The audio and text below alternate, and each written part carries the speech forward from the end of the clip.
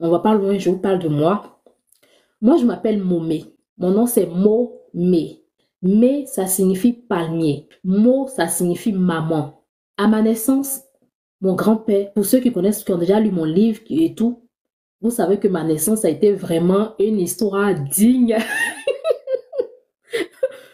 Donc, aucun de mes parents biologiques était là quand on partait faire mon extrait de naissance. Le seul nom que, même ma maman n'a pas pu me donner un nom. Mon grand-père prend mon oncle, il dit, alors, la petite, elle, a, elle commence à grandir, allons-y à la mairie, je ne sais pas si c'est à la mairie, allons, on va faire son nom, on va faire son extrait de naissance. Donc, ils vont faire mon extrait de naissance.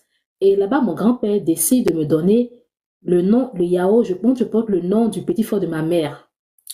Il me donne le nom du petit frère de ma mère et encore, il me donne Momé.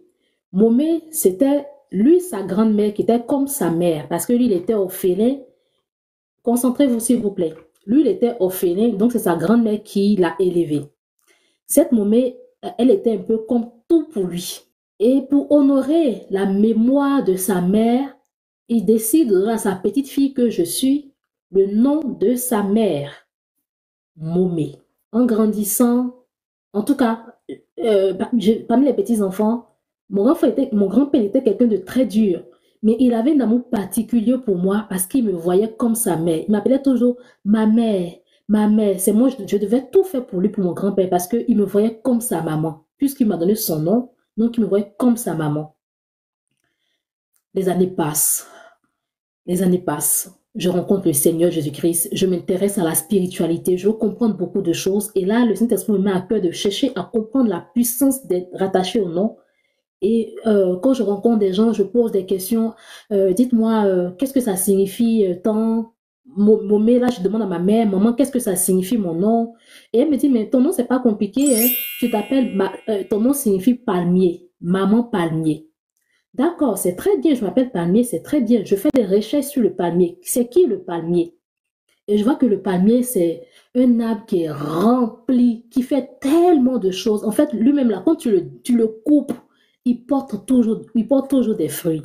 C'est bien beau. Quand je vais sur Google, Google me parle du palmier, je me dis, waouh, je suis spécial, j'ai un très beau nom, oh là là. Donc, c'est pour dire que moi, dans ma vie, je n'aurai pas de faim. Même si je meurs, tant que le Seigneur ne viendra pas sur la terre, je n'aurai pas de faim. Hmm. Et je décide plus tard de m'intéresser à qui est cette femme, qui est cette Momé. Là, ma maman ne l'a pas connue, mais elle a entendu parler d'elle. Quand il y a des événements et qu'on se retrouve au village, bon, je vais en vacances au pays, je pose des questions aux parents. Dites-moi, est-ce que vous avez connu cette arrière-grand-mère qui s'appelait Momé? Et on me parle de cette Momé. Et quand je regarde ma vie, je suis la copie de cette Momé. Les amis, est-ce que vous comprenez?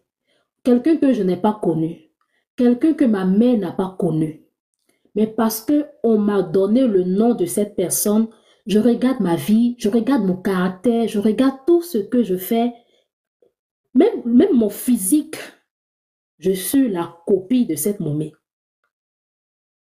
Et je me rappelle quand je partais au village, et puis les vieilles me voyaient, me disaient, une fois, il y a une vieille qui m'a vue, elle a attrapé ma poitrine, elle dit, oh, voici la poitrine de Momé. Vous vous en rendez compte? Je, comme cette Momé, il paraît qu'elle avait une poitrine, tellement elle avait une grosse poitrine, ça tombait même, c'était... Et moi, de nature, j'ai une grosse poitrine. Bon, côté caractère, je suis comme cette Momé. Dégourdir, prendre des risques, faire beaucoup de choses à la fois. Je suis comme cette Momé. Tout le monde parle bien de cette Momé.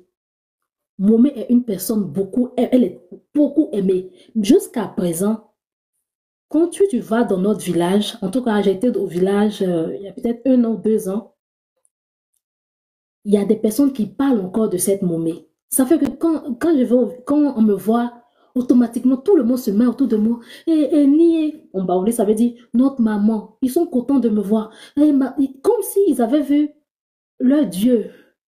Momé, Momé, Momé.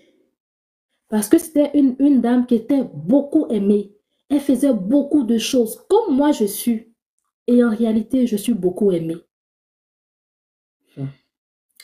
Pour vous dire que quand tu prends le nom de quelqu'un, quand tu portes le nom, on te donne un nom, tu porteras la signification de ce nom et tu porteras aussi la vie de cette personne. Oui, de tout ce que je vous ai dit, c'est bien beau. Hein? Quelqu'un va se dire, ah, mais c'est que racheter, elle a beaucoup de chance. Non. Parce que plus tard, j'ai découvert le côté sombre de la vie de cette momie en posant des questions. Et quand j'ai regardé à ma vie, effectivement, le même côté sombre que la momie a vécu pendant qu'elle vivait, moi aussi, j'ai vécu ça. Je ne vous dirai pas ça parce qu'il faut être sage dans la vie. Il ne faut pas donner des occasions au diable. Cette momie, est-ce que moi je la connaissais? Cette momie, est-ce que ma mère la connaissait? Non. Cette momie, est-ce que ma grand-mère la connaissait? Non. Elle est décédée, mon grand-père était encore tout petit quand elle est décédée.